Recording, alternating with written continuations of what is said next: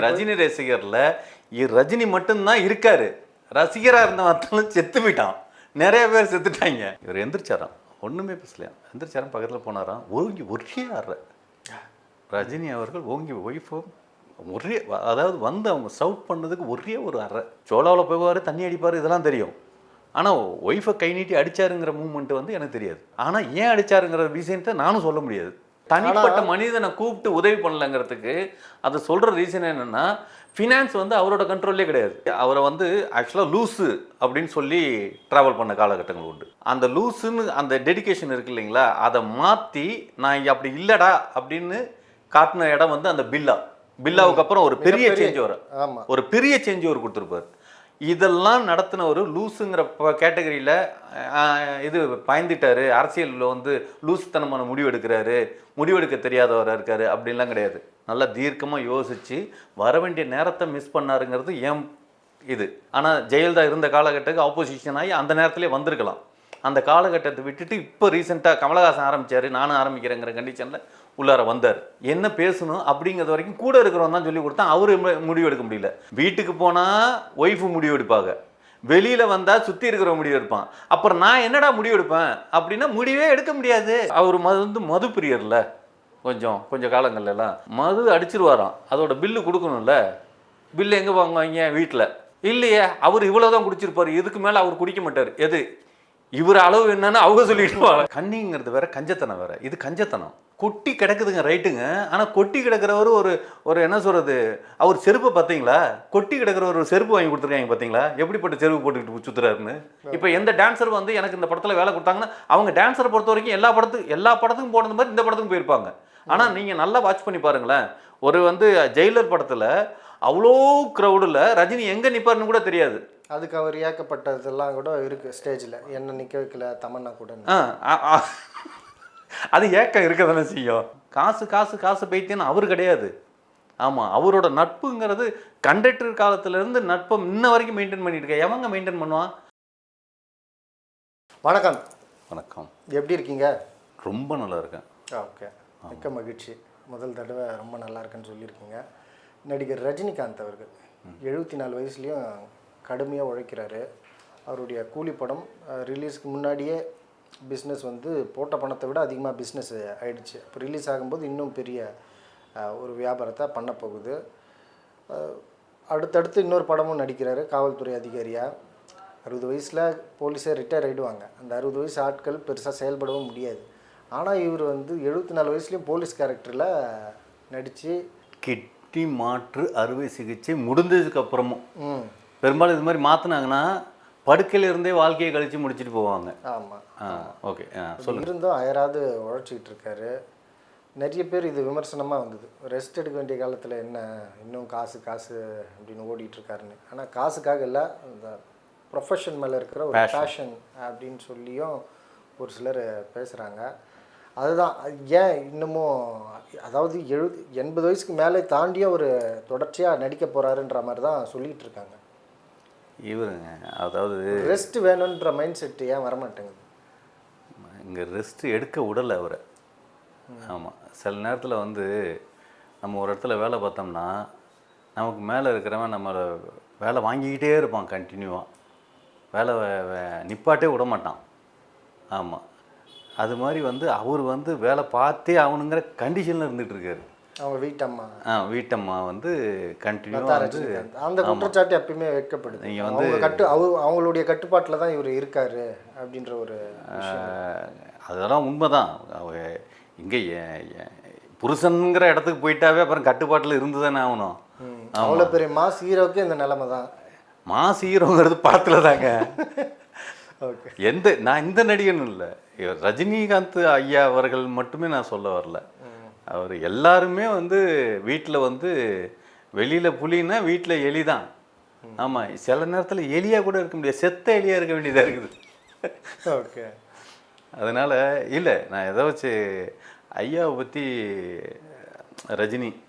ரஜினியை பற்றி இதுக்கு முன்னால் நான் கொஞ்சம் காரசாம்பார்லாம் பேசியிருப்பேன். இது கமலஹாசனுக்கு இதெல்லாம் பண்ணுறீங்களே நீங்கள் அப்படி இப்படின்ட்டு. அப்போது ஒரு நம்ம மதிக்கிற ஒரு ஆட்கள் இருப்பாங்க இல்லையா? ஆமாம், அந்த மாதிரி திருச்சியிலேருந்து ஃபோன் பண்ணி என்ன அது இப்படி பேசிட்டீங்க, ஆமாம் அவரோட சகாப்தம் உங்களுக்கு தெரியாது என்னது அப்படின்னு. எல்லாம் தெரியாது, கொஞ்சம் கொஞ்சம் தெரியும். துறையில் இருக்கிறதுனால அப்படியே கேள்விப்படுறது தானே. ஆமாம், கொஞ்சம் கொஞ்சம் தெரியும் அப்படின்னு. அப்புறம் இவ்வளோ தூரம் தெரிஞ்சுக்கிட்டீங்க அப்படி பேசுகிறீங்க. ஆமாம், அவர் வந்து இப்போ இதே மாதிரி அவருக்கு எதாக இருந்தாலும் வீட்டில் பொண்டாட்டி பேச்சு கேட்டு பண்ணுறவருக்கு என்னங்க. ஆமாம், எந்த கதையில் நடிக்கணுங்கிற வரைக்கும் அவங்க தலையீடு இருக்குதுங்கிற இடத்துக்கெல்லாம் சொல்கிறாங்களே. படத்தோட அட்வான்ஸாக அவங்க வாங்கிட்டு அடுத்த படம் கமிட் ஆகிடுச்சு, வேலைக்கு போ, எழுந்திரிச்சு வேலைக்கு போ அப்படின்ற மாதிரி பண்ணி அது மாதிரிலாம் இது பண்ணுறப்ப அப்படின்னு இது நான் என் பாயிண்ட் ஆஃப்ல நெகட்டிவாக நான் பேசுகிறேன். ஆனால் அவர் வந்து இதெல்லாம் கிடையாதுங்க, அவன் ஒய்ஃபோட அடிமை அப்படிங்கிற விஷயங்களாக தான் நீங்களாம் நினச்சிக்காதீங்க. அப்படி கிடையாது. நான் கண்ணு திருப்ப நான் பார்த்தவன் இருக்கேன். ஆமாம், ஹோட்டல் சோலா, இப்போ ஹோட்டல் சோலாங்கிறதுல பேரை மாற்றி வேறு பேர் வச்சுருக்காங்க. ஆமாம், அவர் சோலா ஹோட்டலுக்கு போய் ரெகுலராக நைட்டில் சாப்பிடுவாருன்றது எல்லாருக்குமே தெரிஞ்ச தகவல். ஆமாம், அந்த காலகட்டங்களில் வந்து கிட்டத்தட்ட ஒரு 3 நாட்கள் கிட்டத்தட்ட வீட்டுக்கே போகாமல் ஏதோ சம்திங் பிரச்சனையில் உட்காந்து ஃபுல்லாக ஹோட்டல்லே தண்ணி அடிச்சிட்டு இருக்காரு. வீட்டிலேருந்து வந்தவங்க இது ரஜினி சாரோட ஒய்ஃப் வந்தவங்க வந்து அங்கே எல்லார் முன்னாலேயுமே ஒரு லவுடாக குரல் கொடுப்பாங்களே, வீடுங்கிறது ஒன்று இருக்குது, அந்த மாதிரி ஏதோ குரல் கொடுத்ததுக்கும் இவர் எந்திரிச்சாராம், ஒன்றுமே பேசலையாம். எந்திரிச்சாராம், பக்கத்தில் போனாராம், ஓங்கி ஒரே ஆடுற ரஜினி அவர்கள் ஓங்கி ஒய்ஃபும் ஒரே, அதாவது வந்து அவங்க சவுட் பண்ணதுக்கு ஒரே ஒரு அறை விட்டாராம். எல்லார் முன்னாலேயும் கப்பு சிப் சைலண்ட்டான். ஆமாம், அந்த நித்திய சைலண்ட்டு மயில அந்த ரேஞ்சில் இப்படி இருந்த ஒரு ஆள் வந்து ஒய்ஃபோட பேச்சு கேட்குறாருன்னு எந்த விதத்துலங்க நீங்கள்லாம் ஒரு பொருளை கேட்குறீங்கன்னா அந்த பொருளை உண்மையாக பொய்யான்னு முதல்ல தெரிஞ்சுக்கங்க. இல்லை, எல்லாருக்கும் அட்வைஸ் பண்ணக்கூடியவர், குடிக்காதீங்க, பெண்களை மதிக்கணும், கண்ணியமாக இருக்கணுன்றவர் மனைவியை பொது இடத்துல அடிச்சிருக்காரு. அது இப்போ தப்பான விஷயத்த பண்ணியிருக்காரு. அவங்க என்ன வார்த்தை பேசியிருக்காங்க அதெல்லாம் நான் சொல்லலை. ஓகே ஓகே, அது ரொம்ப முக்கியம். ஒரு ஆம்பளை கை நீட்டுற அளவுக்கு கோவப்படுறான் அப்படிங்கன்னா அங்கே வழக்கமாக அப்படி பண்ணக்கூடிய ஆள் கிடையாது. அப்படி கிடையாது அவர். அதை தான் சொல்கிறார். அதாவது அவர் இன்ன வரைக்கும் எவ்வளோ நடிகர்கள் இருக்காங்கங்க, இவர் வயசுக்கு நடித்து ட்ராவல் பண்ணவங்க வேறு மனைவிகள் வேறு தொடர்புகள்னு போயிட்டுருப்பாங்க. இன்ன வரைக்கும் ஒரு சரியான கணவனாக வாழ்ந்துட்டுருக்கார். அது மாதிரி அவருக்கு 2 காரணம் எம்ஜிஆர் கூப்பிட்டு ஏதோ அடித்ததாகவும் ஏதோ ஒரு தகவல் இருக்குது. எல்லாமே பின்னால் நீங்கள் தப்பாக பார்க்க ஆரம்பிச்சிங்கன்னா தப்பாக தான் பார்த்துட்டு இருக்க முடியும். அவர் என்ன சொல்கிறாருன்னா, நானும் இதே வாதங்கள் தான் வச்சேன். என்னங்க, ஆமாம், பாலச்சந்தர் கூப்பிட்டு அட்வைஸ் பண்ணார்லாம் சொல்லுவாங்க. அமலா அவர்கள் கூட ஒரு திருமணம் செய்யணுன்ட்டு இருந்த செய்திகள்லாம் அதான். பாலச்சந்தர் வரைக்கும் எம்ஜிஆர் வரைக்கும் அட்வைஸ் கொடுத்த காலம் உண்டு, பாலச்சந்தர் அட்வைஸ் கொடுத்த காலம் உண்டு, அப்புறம் கமலஹாசனையும் கூப்பிட்டு அட்வைஸ் கொடுத்த காலம் உண்டு, பிரியா கொஞ்சம் இப்படின்னு ஒவ்வொரு காலகட்டங்கள்லையும் இருக்குது. அப்படின்னாலும் கடைசி வரைக்கும் அதுல எல்லாம் தப்பிச்சு இருக்கார்ல.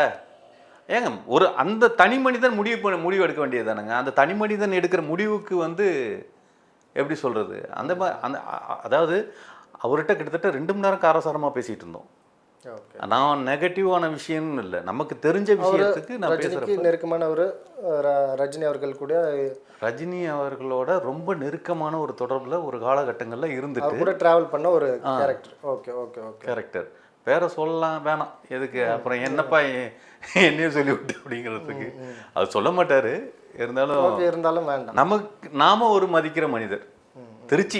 திருச்சியில் அவர் தான் மெயின் ரஜினி செட்டப்கே அப்படின்னா அதில் புரிஞ்சுக்கோங்க யார் மெயினாக இருந்திருப்பாங்க அப்படின்னு. அவர் ரொம்ப நல்ல பக்கங்களாக சொல்லிட்டு இருந்தார். யாருங்க இந்த காலத்தில் அவருக்கு ஆதரவாக பேசுகிறவங்க, அவருக்கு சார்பில் ஆதரவுனா, நான் எனக்கு என்னென்னா, எனக்கு தெரியாத விஷயங்கள் இந்த சோலாவில் நடந்ததெல்லாம் எனக்கு தெரியாது. எனக்கு தெரிஞ்சது வந்து சோலாவில் போவார், தண்ணி அடிப்பார், இதெல்லாம் தெரியும். ஆனால் ஒய்ஃபை கை நீட்டி அடித்தாருங்கிற மூமெண்ட்டு வந்து எனக்கு தெரியாது. ஆனால் ஏன் அடித்தாருங்கிற ரீசன்ஸை நானும் சொல்ல முடியாது. அந்த ரீசன்ஸ் அப்படி இருந்தது, அந்த வார்த்தை பிரயோகங்கள் அப்படி இருந்தது அப்படிங்கிறது. அதெல்லாம் வந்து மதிப்பு மரியாதை, என்ன குடும்பத்துக்கு என்ன தனியாக செய்யணுமோ அதை செஞ்சுக்கிட்டு தானே இருக்கார். 2வது அவருக்கு இருக்கிற வசதிக்கு 2 பொம்பளை பிள்ளையோட நிப்பாட்டணும் அவசியம் இல்லை, 3வது ஒரு ஆம்பளை பிள்ளையை பெற்றுக்கலாமே. இப்போ இருக்கிற டெக்னாலஜியில், அப்போ இருக்கிற டெக்னாலஜியில் ஆம்பளை பிள்ளையை வச்சுக்கலாம், அந்த ரேஞ்சுக்கெலாம் இருக்குது. ஆனால் அவர் பண்ணிக்கலையே. 2 பெண்களை பெற்றாலும் ஆண்கள் மாதிரி வளர்த்தாரு. அவன் அவ்வளோ பெரிய வசதி வாய்ப்பாக இருந்துட்டான்னா அதுக்கு மேலே இருக்கிற வசதியான வீட்டு பிள்ளைங்களுக்கு தான் பொண்ணு கொடுக்கணும்லாம் நினைப்பானுங்க. பொண்ணை கொண்டு போய் கொடுக்குறதே அந்த மாதிரி மாப்பிள்ளைங்களுக்கு தான் கொடுக்கும். என்ன தான் பொண்ணு அடமெண்ட்டாக இருந்தாலும் நான் சொல்கிறத கேளுங்கிற கண்டிஷனில் நடத்த முடியாதா என்ன? அதெல்லாம் இல்லை. அந்த பெண்கள் விரும்பினாங்க, ஓகே, அது என்ன. ரெண்டாவது, ஒரு மனம் முறிவுக்கு அப்புறம் மறுமணத்தை டக்குன்னு யாராவது டிசைட் பண்ணி ஏற்றி நடத்துவாங்களா? என்னங்க நினச்சிட்டு இருக்கீங்க? அவருக்கு சரியான தகப்பனா வாழ்ந்துட்டு இருக்காரு, சும்மாலாம் கிடையாது. தாத்தாவும் கரெக்டாக பசங்களுக்கு கூட ஆட்டோவில் போகிறது, அதான் அவங்களுக்கு வாழ்த்து சொல்கிறது. ஓகே, இவ்வளோ பிஸி ஷெடியூல்குள்ளார தன்னோட குடும்பத்தை மெயின்டைனே பண்ண மாட்டாங்க. ஆமாம், காசு காசு காசு பைத்தியன்னு அவர் கிடையாது. ஆமாம், அவரோட நட்புங்கிறது கண்டக்டர் காலத்துலேருந்து நட்பை இன்ன வரைக்கும் மெயின்டைன் பண்ணிட்டு இருக்க. எவங்க மெயின்டைன் பண்ணுவான்? ஊர்லேருந்து ஒருத்தன் வெளியூர் போய் பணக்காரன் ஆகிட்டானாவே ஊர் பக்கம் திருப்பி பார்க்க மாட்டாங்க. அப்படி இருக்கிற இடத்துல இருந்து ரஜினியோட விஷயங்கள்லாம் அளவில்லாத விஷயங்கள்லாம், நல்ல விஷயங்கள், அவ்வளோ விஷயங்கள் இருக்குது. இல்லை, ஆனால் பொதுவாகவே யாருக்கும் பெருசாக உதவிகள் பண்ண மாட்டார். அண்மையில் கூட உடம்பு சரியில்லாமல் ஹாஸ்பிட்டல் அட்மிட் ஆனப்போ அந்த பில்லை கூட கட்டாமல் வந்துட்டாருன்னு கடுமையான விமர்சனம். அதாவது நான் அதையும் சொன்னேன். ஏங்க, ஜெயராம்னா ஒரு மேனேஜரு, அவர் ஒரு கொஞ்சம் உடல்நிலை சரியில்லாமல் ஹாஸ்பிட்டலில் அட்மிட் ஆகியிருந்தார். அவருக்கான பேமெண்ட்டு கூட பெருசாக இது பண்ணாமல் விட்டாங்களேங்க. அவரோட மேனேஜர் தானே, அவர் மேனேஜராக இருக்க. அவர்கிட்ட போய் நான் சாரோட அப்பாயின்மெண்ட்டு வேணும்னு நான் பல நாள் அவர்கிட்ட கேட்டுட்டு இருந்ததுனால அவரோட இதுக்கே உதவி பண்ணாதவங்க இவங்க யாருக்கு பண்ண போகிறாங்க அப்படின்னா, ரீசெண்டாக நீங்கள் சொல்கிறது யாரோ ஒரு ஹாஸ்பிட்டல் இதுக்கு கிடையாது, அவருக்கு போய் உடம்பு சரியில்லைன்னு அப்போலோவில் கட்டினதுக்கு அவர் பில்லு அவர் கட்டாமல் வந்துட்டார். ஆமாம், அந்த விஷயம் மற்றவங்களுக்கு உதவி, மற்றவங்களுக்கு இல்லை, அவருக்கே அவரால் பில்லு கட்டிக்க முடியாத நிலைமை. பில்லு ஏன் கட்டிக்க முடியல அப்படின்னா, கண்ட்ரோல் ஃபுல்லாக ஃபினான்ஸ் கண்ட்ரோல் எல்லாம் இவர் அவங்க மேலே கடுமையான விமர்சனம் இருக்குது. லதா ரஜினிகாந்த் மேலே என்னென்னா, அவங்க ஒரு ஸ்கூல் நடத்துனாங்க, அதுக்கு வரி பாக்கி, அது ஒரு சர்ச்சையாச்சு. அதுக்கப்புறமா கோச்சடியான் படம் அவங்க மகள் பண்ணும்போது அதோட உரிமத்தை பெங்களூரில் விற்றுட்டு சென்னையிலேயே யாருக்கோ விற்றுருக்காங்க. அப்புறமா கோர்ட்டு கண்டிச்சு டபுள் டாக்குமெண்ட் பண்ணி ஃப்ராட்லன்ட்டு அப்படின்னு சொல்லி கேஸ் போட்டு அதை கோர்ட்டு கடுமையாக கண்டிச்சுது லதா ரஜினிகாந்த் அவர்களை. கண்டிப்பாக கண்டித்து அந்த பணத்தை கொடுத்தாங்க. அவங்க அப்போ கன்னிங்காக இருக்கிறாங்க அந்த பண விஷயத்தில் அப்படின்றது தெரியுது. அவருடைய கணவருக்கு இவர் ஒரு மிகப்பெரிய ரெப்யூட்டட் ஆக்டர், இந்தியா ஃபுல்லாக தெரியும், இந்தியாவில் உலகம் ஃபுல்லாக தெரியும். அப்போலோ ஹாஸ்பிட்டல் போகிறாங்க, அங்கே பில் கட்டாமல் இல்லை, அது என்ன பணம் இல்லாமல் இல்லை, அவங்க எவ்வளோ அந்த கன்னிங்காக இருக்கிறாங்கன்ற. கன்னிங்கிறது வேற, கஞ்சத்தனம் வேற. இது கஞ்சத்தனம், கன்னிங் கஞ்சத்தனம், இது கஞ்சத்தனம். அங்கே என்னன்னா, அப்போலோ ஹாஸ்பிட்டல் அவங்களுக்கு சொந்தக்காரங்க மாதிரி, இது சிரஞ்சீவியோட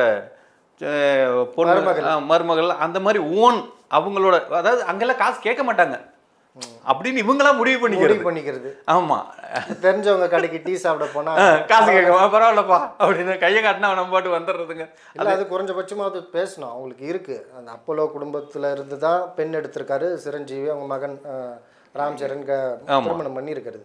இருந்தாலும் அது ப்ராப்பராக கம்யூனிகேட் பண்றதுக்கே நம்மளே ஈவன் நம்ம கிட்ட பணம் இருக்கும்போது பணம் தான் இருக்கே கொடுக்கலாமே அப்படின்ற. அவங்க என்ன நினைப்புல இருந்திருப்பாங்கன்னா, ஒரு பொண்ணு மாலத்துக்கு ஃப்ரீ ட்ரீட்மெண்ட்டு கொடுத்தாங்க, இது அப்போலோவில் கூப்பிட்டு சிரஞ்சீவி சொல்லி அதை ஃப்ரீ ட்ரீட்மெண்ட் பண்ணி விட்டாங்க. அப்போ அதே மாதிரி நம்ம ரஜினி பொண்ணு மாலத்தோட லிஸ்ட் ரஜினி சேர்ந்துருச்சு. அந்த மாலத்துக்கே கொடுத்தாங்க, பொண்ணு மாலத்துக்கே கொடுத்தாங்க, ரஜினி கொடுக்க மாட்டாங்களா அப்படி. அதாவது இதெல்லாம் மாலத்துக்கு இங்கே வித்தியாசம், பொன்னம்பலம் கிட்ட காசு கிடையாது, ரஜினி கிட்ட கொட்டி கிடக்குது காசு. கொட்டி கிடக்குதுங்க, ரைட்டுங்க. ஆனால் கொட்டி கிடக்கிறவர் ஒரு என்ன சொல்கிறது, அவர் செருப்பை பார்த்தீங்களா? கொட்டி கிடக்கிற ஒரு செருப்பு வாங்கி கொடுத்துருக்காங்க பார்த்தீங்களா? எப்படிப்பட்ட செருப்பு போட்டுக்கிட்டு சுற்றுறாருன்னு. கொட்டி கிடக்கிறவர் அட்லீஸ்ட் என்ன சொல்கிறது, பேச்சூஸ் அந்த மாதிரி ஹைலி செப்பல் பேசுவேண்ணா. ஒரு நார்மலாக இது உங்களால் அது என்ன நல்லா ஜூம் பண்ணி பார்த்தா அது பேராகானா பேட்டாவானு தெரியல, அதுவே பிராண்டட் நான் சொல்கிறது. அதுக்கும் கீழே இருந்ததுன்னா அது தெரியல. அவருடைய நிலைமையே திரையில் மாஸ்க் காட்டுறாரு, எல்லாம் பண்ணுறாரு, வீட்டுக்குள்ளே அவருடைய நிலைமை கவலைக்கிடமாக தான் இருக்குன்றது தான் இதுலேருந்து தெரியுது நம்மளுக்கு. ஏங்க, அவர் ஏதோ ஒரு வாட்டி வீரம் அவங்க மனைவி அடிச்சிருக்காரு, அதுவே தப்பான விஷயம். அதாவது இவர் சொல்கிறதெல்லாம் இல்லை, மற்றவங்களுக்கு திரைத்துறையில் அவர் என்ன ஹெல்ப் பண்ணியிருக்காரு பெருசாக சொல்லுங்கள், சக நடிகர்களுக்கு, சக கலைஞர்களுக்கு. பண்ணாமல் இல்லைங்க, பண்ணியிருக்கார் அப்படின்னு சொல்கிறாங்க. நான் அதைத்தான் கேட்டேன், என்ன பண்ணியிருக்கார் அப்படிங்கிறப்ப, காவிரி பிரச்சனையில் அப்போ நான் சொல்கிறது 1 லட்ச ரூபாங்கிறது 1 கோடியாக இருக்கிற நேரத்தில் காவிரி பிரச்சனையில் அந்த டைமில் காவிரிக்காக எல்லாம் போராடிட்டு இருக்கிறப்ப இவர் தான் ஃபஸ்ட் டைம் 1 லட்ச ரூபா கொடுத்துருக்காரு. ரஜினி அவர்கள் நிறைய உதவி செஞ்சுருக்காருன்னு நீங்கள் சொல்கிறீங்க. ஆனால் என்ன பெருசாக திரைத்துறையில் அந்த கலைஞர்களுக்கு என்ன பெருசாக அவர் செஞ்சுருக்காரு? அந்த மாதிரி யாரும் எதுவும் சொல்லியே. விஜயகாந்த் எடுத்தால் 1000 விஷயம் சொல்லலாம், ஆனால் ரஜினி அவர்களுக்கு அந்த மாதிரி ஒரு அடையாளமே இல்லையே. தன்னோட சுற்றி இருக்கிற ஆர்டிஸ்ட்டுங்களுக்கு, உதவியாளர்களுக்கு அவங்களுக்கெல்லாம் என்ன பண்ணியிருக்காரு? நானே நிறையா தெரியாமல் தாங்க இருந்தேன். இப்போ கொஞ்சம் தெரிஞ்சுக்கிட்டதுனால நிறைய விஷயம் அதையும் சொல்ல வேண்டியிருக்கு. அதாவது செஞ்சது என்ன, செய்யாதது என்னன்னு சொல்கிறோம்ல, அதே மாதிரி செஞ்சது என்னங்கிறதும் இப்போ என்னென்னா பாபா படத்தில் நஷ்டம். யாருக்கு? படத்தை விநியோகம் பண்ணிட்டாங்க, வாங்கிட்டு போனவங்களுக்கு நஷ்டம். ஒரு நடிகன் தன்னோட சம்பளத்தை முடிச்சிட்டான், கொடுக்கணுன்னு அவசியமே கிடையாது, ரிட்டன் கொடுக்கணும்னு அவசியம் இல்லை, அவ்வளோ பேருக்கு நஷ்டம் அப்படிங்கிறத ரிட்டன் அப்படி எவ்வளோ லாபம் கிடைக்குமோ அவ்வளவும் கொடுத்துருக்காரு. அந்த மாதிரி விஷயங்களை எந்த நடிகனும் இது வரைக்கும் பண்ணலைங்கிற ஒரு லிஸ்ட்டை விட்டுருக்கு. இவர் பண்ணாத விஷயங்கள் எந்த நடிகனும் அப்படின்னு. அதுக்கப்புறம் வந்து முள்ளுமரம் அந்த டைமில் வந்து ராம ஆண்டாள் ராவண ஆண்டாளுக்கும் ஓவர் க்ரௌடு வச்சு சாங்ஸுக்கு அந்த டைமில் வந்து ஓவர் க்ரௌடு வச்சு சாங் பண்ணுறதுக்கு ஒத்துக்க மாட்டாங்க. நிறைய டான்சர்ஸை வச்சு சாங் எடுக்கிறதுக்கு ஒத்துக்க மாட்டாங்க. பெரும்பாலும் என்னென்னா ப்ரொடியூசர்ஸ் வந்து கொஞ்சம் பட்ஜெட்டை கம்மி பண்ணணும் செலவு அப்படின்னு. இவரோட அந்த அந்த முள்ளு மலருக்கு அப்புறம் இருக்கிற எல்லா படத்தையும், அதுக்கப்புறம் எந்த படமும் நீங்கள் எடுத்து பார்த்தீங்கன்னா கூட ஓவர் க்ரௌடு இல்லாமல் ஒரு படம் பார்க்க முடியாது. இப்போ சைட் டான்சர்ஸ் அந்த குரூப் நிறைய குரூப் வச்சு இது பண்ணுறது. இந்த ஜெயிலரில் கூட எல்லா டான்சர்ஸையும் முன்னால் ஆட விட்டு பின்னால் ஆடி இருப்பார். அந்த பாட்டில் நான் இல்லைன்னா கூட நான் இருக்கிறேன் அப்படிங்கிற நான் இந்த அதாவது அது காரணம் என்னென்னா அவ்வளோ பேர் இந்த படம் இவ்வளோ வியாபாரம் நடக்குது, நான் இவ்வளோ சம்பாதிக்கிறேன், ஆனால் நான் இருக்கிற சினிமாவில் இவ்வளோ பேர் இருக்காங்க, இதை நம்பிக்கிட்டு இவ்வளோ பேருக்கு வேலை கொடுக்கணும். அது மாதிரி ஃபைட் சீக்வன்ஸ் வந்து ஃபைட்டு இல்லை அப்படின்னாலும் நிறைய க்ரௌடை வச்சு ஃபைட் எடுக்கிற எல்லாருக்கும் வேலை வாய்ப்பு கொடுக்கணுங்கிற நோக்கத்தில் நிறைய விஷயங்கள் செஞ்சுருக்காருங்க. அப்படிங்கிறதெல்லாம் அதாவது நம்ம என்னென்னா மைனஸ் பெருசாக தெரியுது, ப்ளஸ் கம்மியாக தெரியுதுங்கிற இடத்துல தான் ஃபீல் ஆகுது ஒழிஞ்சு அவர் வந்து எதுவுமே பண்ணலை அப்படின்னு சொல்கிறதுக்கு இல்லை. எல்லா இடத்துலையும் பண்ணியிருக்கிறத வெளியில் பிரபகண்டா படுத்தலை. இப்போ எந்த டான்ஸர் வந்து எனக்கு இந்த படத்தில் வேலை கொடுத்தாங்கன்னா அவங்க டான்ஸரை பொறுத்த வரைக்கும் எல்லா படத்துக்கும் போனது மாதிரி இந்த படத்துக்கும் போயிருப்பாங்க. ஆனால் நீங்கள் நல்லா வாட்ச் பண்ணி பாருங்களேன், ஒரு வந்து ஜெயிலர் படத்தில் அவ்வளோ க்ரௌடில் ரஜினி எங்கே நிற்பாருன்னு கூட தெரியாது. அதுக்கு அவர் ஏக்கப்பட்டதெல்லாம் கூட இருக்குது ஸ்டேஜில், என்ன நிற்க வைக்கல தமன்னா கூட. அது ஏக்கம் இருக்க தானே செய்யும், புரியுதுங்களா? அந்த சாங்குக்கு அவ்வளோ க்ரௌடு தேவையா? அவங்க நினச்சாங்கன்னா ஒரு செட்டுக்குள்ளார ஒரு 4 காரை நிப்பாட்டி லைட்டை போட்டு விட்டு போயிட்டு இருக்கலாம்ல. எப்படி முடிக்கணுமோ அப்படி முடிச்சுக்கலாம்ல. ஏன் அப்படி இல்லாமல் அவ்வளோ க்ரௌடை ஏற்றுனாங்க? இத்தனைக்கும் வந்து சிஜியில் பண்ணிக்கலாம், ஒரு 40 பேரை ஃப்ரண்ட்டில் ஆட வச்சுட்டு பின்னால் 40 இன்க்ரீஸ் பண்ணிக்கலாம். அப்படி இல்லையே, மொத்த க்ரௌடையும் இடத்துல பண்ணியிருக்காங்க. இது வந்து நான் இந்த படத்தை ஜெயிலர் தான் சொல்ல, அதாவது முள்ளும் மலரும் காலகட்டத்திலேருந்து இது வரைக்குமே அவருக்கு வேலை வாய்ப்புன்றதை கொடுக்குறாரு. அந்த மாதிரிலாம் நல்ல முன்னெடுப்பு மூமெண்ட்டு, அந்த மாதிரியான விஷயங்கள். தனிப்பட்ட மனிதனை கூப்பிட்டு உதவி பண்ணலங்கிறதுக்கு அதை சொல்கிற ரீசன் என்னென்னா ஃபினான்ஸ் வந்து அவரோட கண்ட்ரோல்லே கிடையாது. அதுதான் அங்கே பெரிய, அதாவது ஃபினான்ஸுன்னு இல்லை, சில அவர் மது பிரியர்ல கொஞ்சம் காலங்கள்லாம் மது அடிச்சிருவாராம், அதோட பில்லு கொடுக்கணும்ல. பில்லு எங்கே வாங்குவாங்க? வீட்டில் இல்லையே, அவர் இவ்வளோதான் குடிச்சிருப்பார், இதுக்கு மேலே அவர் குடிக்க மாட்டார். எது இவர் அளவு என்னன்னு அவங்க சொல்லிடுவாங்க. குடிச்சது கூட காசு கொடுத்து ஹாஸ்பிட்டல் மட்டும் இல்லை, இப்போ எல்லா இடத்துலையுமே கண்ட்ரோல் பண்ணுறதுங்கிற மூமெண்ட்டில் நடத்தியிருக்கிறதா நிறையா விஷயங்கள் இருக்குது. இது நல்ல விஷயந்தான், யாரும் காசு கொடுக்க கெட்டது. ஆனால் ஒரு விஷயம் இதில் இன்னொரு விஷயம் என்னென்னா, குடிக்காதீங்கன்னு எல்லாரும் சொல்லியிருக்கானுங்க, ஆனால் குடிச்சிக்கிட்டே இருப்பானுங்க எல்லாருமே. குடிக்காதீங்கன்னு அட்வைஸ் பண்ணுற எல்லாருமே குடிக்காதீங்க அப்படின்னு சொல்கிறவன் எல்லாருமே, கவிஞர் கண்ணதாசன் ஐயா வர வரைக்கும் எப்படியெல்லாம் வாழக்கூடாதோ அப்படியெல்லாம் வாழ்ந்து விட்டதால் இப்படி வாழ வேண்டும் என்று சொல்லும் அருகதை எனக்கு உண்டுன்னு சொன்னார்னு கொஞ்சம். அப்போ அவர் தண்ணி அடிச்சுட்டு தான் இருந்தார், தண்ணி அடிச்சுட்டு தான் சொல்லிட்டு இருக்காரு. தண்ணியெல்லாம் நிப்பாட்டிட்டு டோட்டலாக இப்போ ரீசெண்டாக ஒரு உதவி பார்த்துருப்பீங்க, நான் அடித்தா என்ன நடக்குங்கிறதையும் நான் உணர்ந்தேன். ஆமாம், நான் அதுக்கான இதெல்லாம் பட்டேன், கஷ்டப்பட்டிருக்கேன், எல்லாமே இருந்திருக்கு, இன்ன விளைவுகள் ஏற்படுங்கிறது எனக்கு தெரியும், அதனால் நான் நிப்பாட்டிட்டேன். இப்போ ரொம்ப திருப்தியாக வாழ்கிறேன், ரொம்ப நல்லா இருக்குது, உடம்பு ரொம்ப நல்லா இருக்குது. என்னோடய அனுபவத்தில் சொல்கிறேன், தண்ணி அடிக்காதீங்க. அதாவது அடித்த ஒருவன் அடிச்சுக்கிட்டே அட்வைஸ் கொடுக்கல, நிப்பாட்டிட்டு அட்வைஸ் கொடுக்கறதுங்கிறது ஒரு காலத்துலேயும் எவனாலும் கொடுக்கலங்கிறது இருக்குது, அது உண்மை, இதையும் பார்க்குறோம் அப்படிங்கிற. ஆனால் அரசியல் விஷயத்தில் அவர் ஒரு கோமாளியாக பார்க்கப்பட்டார். வருவேன் அப்படின்னு சொல்லிகிட்டே இருந்தவர், வந்துட்டேன் 234 தொகுதியிலையும் பண்ண போகிறோம் ஆன்மீக அரசியல் எல்லாமே இல்லை இது உடம்பு சரியில்லை அப்படின்னு சொல்லி இல்லை இது ஒரு விஷயம் என்னென்னா, அங்கே நீங்கள் அவர் ஒரு டைமில் வந்து ரஜினி லூஸுன்னு சொன்னாங்க. ஆமாம். லூசுன்னே பேச்சே வந்து பேரே லூசுன்னு தான் சொல்ல வச்சாங்க. மென்டல். ஆமாம். அது அந்த டைமில் வந்து அவர் ரொம்ப அடிக்ட் ஆகி ரொம்ப ஒரு மாதிரியா கத்துறதுன்னு அது மாதிரிலாம் இந்த பீடா போடுறது அது இது. அதாவது அந்த டைம்லேயே அவரை பைத்தியம்ன்ற மாதிரி அவரை வந்து ஆக்சுவலாக லூஸு அப்படின்னு சொல்லி ட்ராவல் பண்ண காலகட்டங்கள் உண்டு. லூஸுன்னு காலகட்டத்தில் வந்து அந்த லூஸுன்னு அந்த டெடிகேஷன் இருக்கு இல்லைங்களா, அதை மாற்றி நான் இங்கே அப்படி இல்லைடா அப்படின்னு காட்டின இடம் வந்து அந்த பில்லாவுக்கு அப்புறம் ஒரு பெரிய சேஞ்ச் வரும். ஆமாம். ஒரு பெரிய சேஞ்ச் ஒரு கொடுத்துருப்பார்.